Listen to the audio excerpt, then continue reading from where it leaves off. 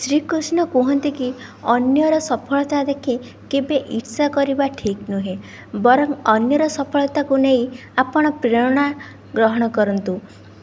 ଈର୍ଷା ଆମକୁ ଭାଙ୍ଗି ଦେଇଥାଏ, କିନ୍ତୁ ପ୍ରେରଣା ଆମକୁ ଆଗକୁ ନେଇଥାଏ। ସେଥିପାଇଁ ଯିଏ ଆମ ଆଗକୁ ଯାଇଛି ତା ପ୍ରତି ଈର୍ଷା ନ କରି ପ୍ରେରଣା ଭାବ ଆଣିବା ଦରକାର। କାରଣ ଏଇଆ ଭାବିବା ଦରକାର କି ଯଦି ସେ କରିପାରୁଛି ତାହେଲେ ମୁଁ ମଧ୍ୟ କରିପାରିବି, ତାଠାରୁ ମଧ୍ୟ ମୁଁ ବହୁତ ଭଲ ଭାବରେ କରିପାରିବି। କିଏ ଆଗକୁ ଯାଇ ସଫଳତା ପାଇବାର ଅର୍ଥ ହେଉଛି ସଫଳତା ପାଇବା ସମ୍ଭବ। ସେଥିପାଇଁ ଯିଏ ବି ସଫଳତା ପାଉଛି ଈର୍ଷା କରି ମନ ଦୁଃଖ କରନ୍ତୁ ନାହିଁ, ବରଂ ଖୁସି ହୁଅନ୍ତୁ। ଆପଣ ମଧ୍ୟ ସେଇ କାମ କରିପାରିବେ ଆଉ ଭଲ ଭାବରେ ମଧ୍ୟ କରିପାରିବେ। ଯଦି ଆପଣଙ୍କୁ ଏହି କୃଷ୍ଣ ବନ୍ଦନା ଭଲ ଲାଗୁଥିବ ତେବେ ଭିଡ଼ିଓଟିକୁ ନିହାତି ଲାଇକ୍ କରିବେ ଆଉ ଚ୍ୟାନେଲଟିକୁ ସବସ୍କ୍ରାଇବ୍ କରିବେ ଆଉ ଆମ ସହିତ ନିହାତି ଯୋଡ଼ି ହୋଇ ରହିବେ। ଜୀବନରେ ପ୍ରତ୍ୟେକ ବ୍ୟକ୍ତିଙ୍କର ଲକ୍ଷ୍ୟ ଭିନ୍ନ ଭିନ୍ନ ହେଇଥାଏ, କିନ୍ତୁ ସେହି ଲକ୍ଷ୍ୟ ପୂରଣ କରିବା ପାଇଁ ପ୍ରେରଣା ସବୁବେଳେ ଗୋଟିଏ ହିଁ ହେଇଥାଏ।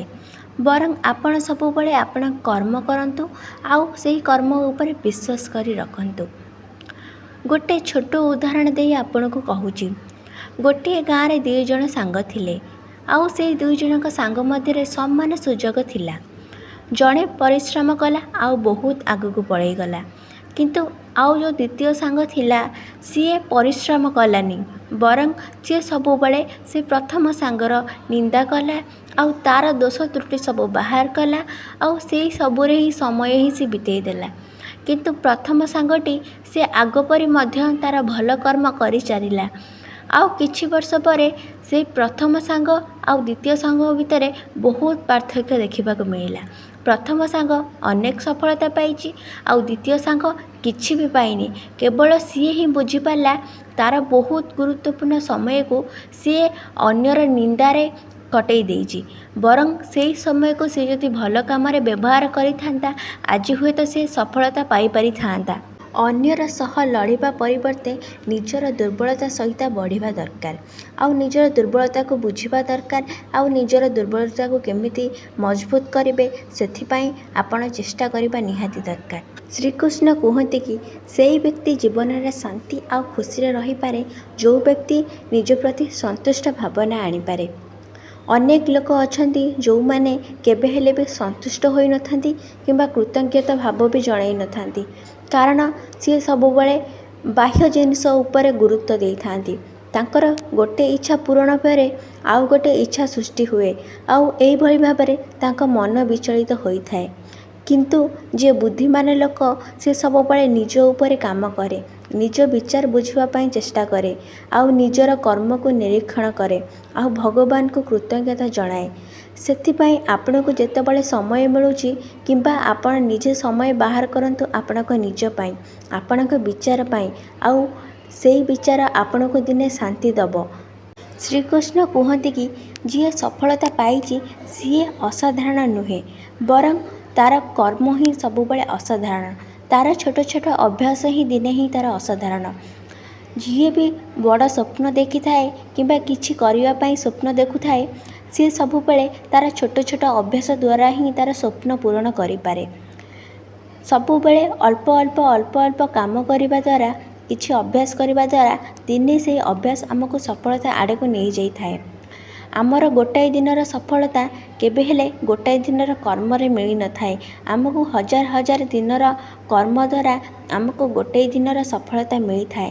ସେଥିପାଇଁ ପ୍ରଥମେ ଯଦି କିଛି ସ୍ୱପ୍ନ ଦେଖିଛନ୍ତି କିଛି କରିବା ପାଇଁ, ପ୍ରଥମେ ଆପଣ ଆପଣଙ୍କର ଅଭ୍ୟାସକୁ ବଦଳାନ୍ତୁ। ଶ୍ରୀକୃଷ୍ଣ କୁହନ୍ତି କି ଏହି ଦୁନିଆର ବହୁତ ଲୋକ ଅଛନ୍ତି ଯେଉଁ ଲୋକମାନେ ନିଜର ବିଫଳତାକୁ ନିଜର ଭାଗ୍ୟ ବୋଲି ମନେ କରନ୍ତି। ସେମାନେ ହୁଏତ କର୍ମ କରନ୍ତି କିନ୍ତୁ ସଠିକ୍ ଦିଗରେ କର୍ମ କରନ୍ତିନି, ସଠିକ୍ ଦିଗରେ ପରିଶ୍ରମ କରିପାରନ୍ତିନି। ଉଦାହରଣ ସ୍ୱରୂପ ଜଣେ କାଠୁରିଆ ଦିନସାରା କାଠ କାଟୁଥିଲା। ଯେତେବେଳେ ସନ୍ଧ୍ୟାରେ ଜଣେ ବୃଦ୍ଧ ତା ପାଖରେ ଥିଲା ଆଉ ପଚାରିଲା, ତୁମେ ଆଜି ଏତେ ପରିଶ୍ରମ କରିଲ କିନ୍ତୁ ସେ ପରିଶ୍ରମର ମୂଲ୍ୟ କ'ଣ ରହିଲା?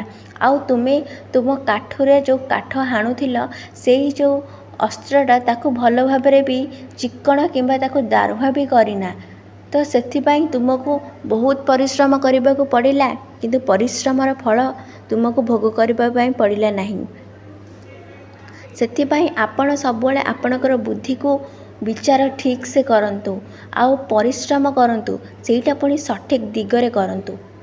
ଦୁନିଆରେ ଅନେକ ଲୋକ ଅଛନ୍ତି ଯେଉଁମାନେ ଦେଖଣିଆ ଜିନିଷକୁ ପସନ୍ଦ କରିଥାନ୍ତି।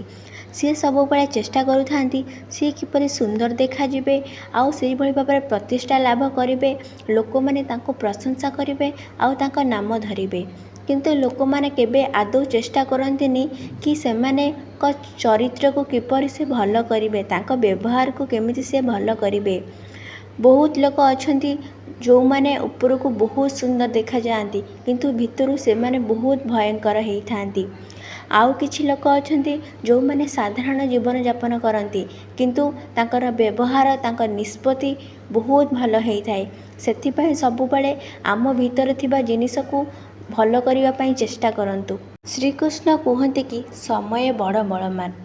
ଅନେକ ଲୋକ ଅଛନ୍ତି ଯେଉଁମାନେ ଦିନରେ ସବୁବେଳେ ଅତୀତର ଅନୁତାପ ବିଷୟରେ ଭାବୁଥାନ୍ତି ଆଉ ଭବିଷ୍ୟତ କେମିତି ଗଢ଼ିବେ ସେହି ବିଷୟରେ ଭାବୁଥାନ୍ତି, କିନ୍ତୁ ସେ ବର୍ତ୍ତମାନର ସୁନ୍ଦର ସମୟକୁ ନଷ୍ଟ କରିଦେଇଥାନ୍ତି।